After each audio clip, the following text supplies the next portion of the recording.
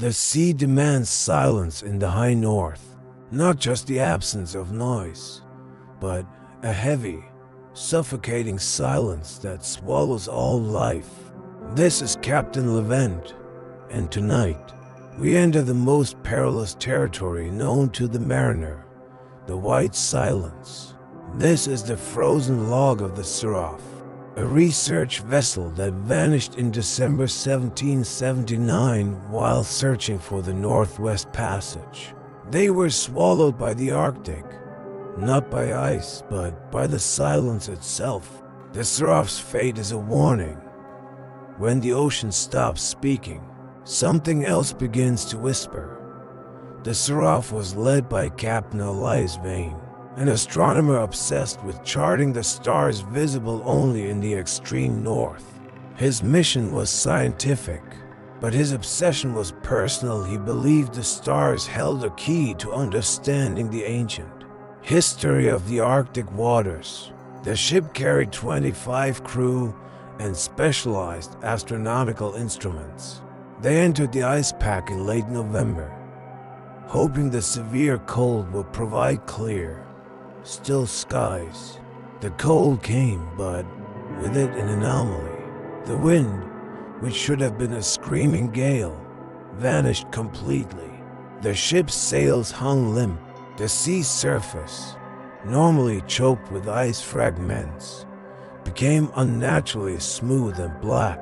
The first log entry noted, "The air does not move. The water does not breathe." Captain Vane celebrated the perfect viewing conditions, unaware that he had sailed directly into a trap. The silence deepened day by day.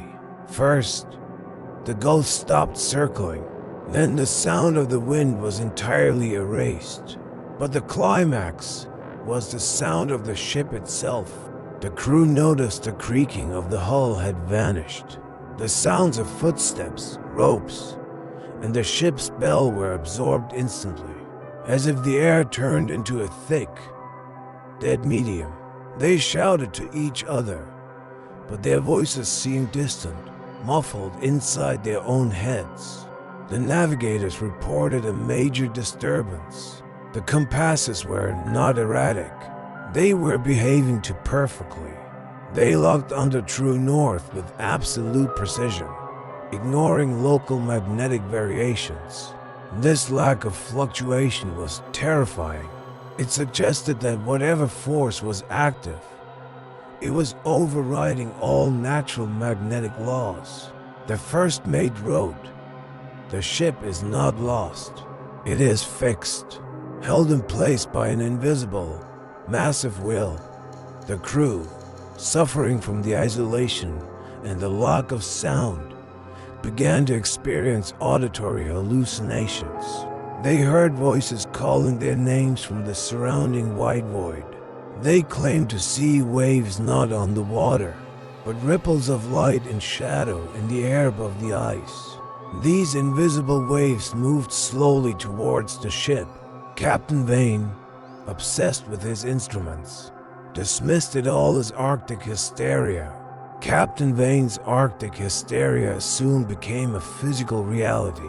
The crew wasn't just hearing voices. They were hearing a sound that didn't exist. Some claimed to hear distant, echoing music, like a massive orchestra playing hundreds of feet below the ship. Others insisted they heard a low, persistent chant, similar to the one that haunted the Coral Lake Deering, but colder, more ancient. The air, devoid of real noise, was now filled with phantom sounds that attacked the crew's sanity. The quartermaster started communicating only through written notes. He wrote that the silence itself was a weapon, causing nausea and sharp pain.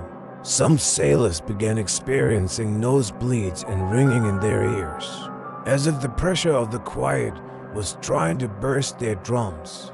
The log entry read, "The air is trying to turn us inside out. The human body is not built for this deep, dead silence." Fear turned into a desperate, silent madness. One sailor, while checking the hull, made a disturbing discovery.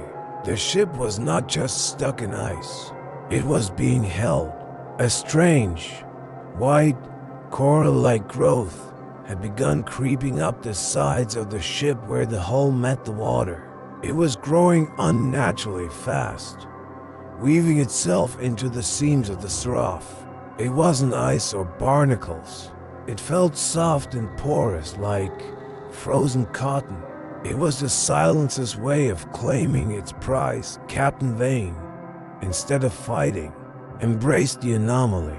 He spent hours on the deck, staring at the perfect, silent compass.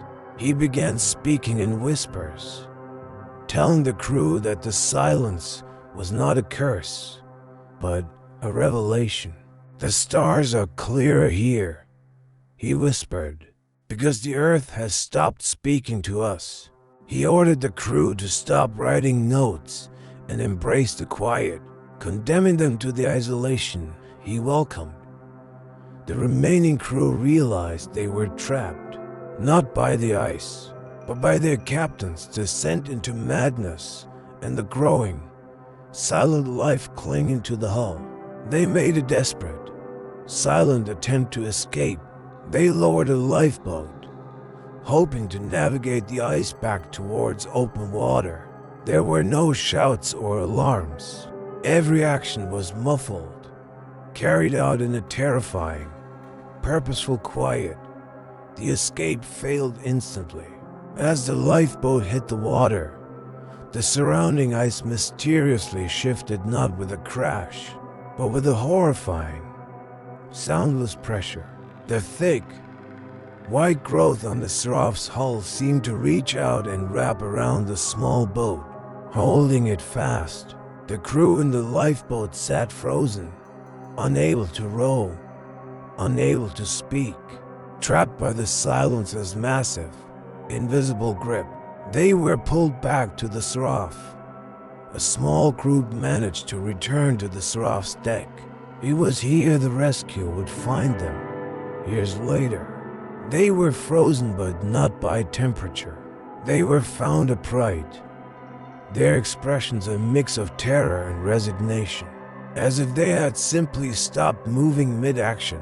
One sailor was found with an axe raised, his arm frozen in the act of striking. The silence had not killed them. It had preserved their final moment of absolute fear. The Seraph was found 10 years later by a passing whaling vessel. She was adrift, perfectly preserved in a bay, with a strange white growth coating her hull. The Discovery team boarded the ship, finding the frozen crew exactly as described. The captain's cabin was the only place not covered in the strange growth, but it contained the most horrifying secret. Captain Vane was found sitting at his desk. He was not frozen upright. His body was slumped over his final logbook entry. The entry was completed, detailing the perfect silence, but the final revelation was on his body. Vane, in a final desperate act to escape the phantom sounds, had deliberately mutilated his own ears, cutting them away with a small knife to regain silence. He had traded his hearing for a final moment of peace. The log concluded with a single, horrifying sentence: "It is better to be deaf than to hear what the deep Arctic sings." The Seraph was taken back by the ocean, sinking during the tow, taking its secrets with it. But the final message remains. The white silence is not the absence of sound, but a massive, non-human frequency that compels and preserves its victims. The men of the Seraph were not lost. They were recruited into the Arctic's silent choir. If you enjoy these deep-sea mysteries, remember to like and follow. A new voyage awaits in the next chapter of this channel.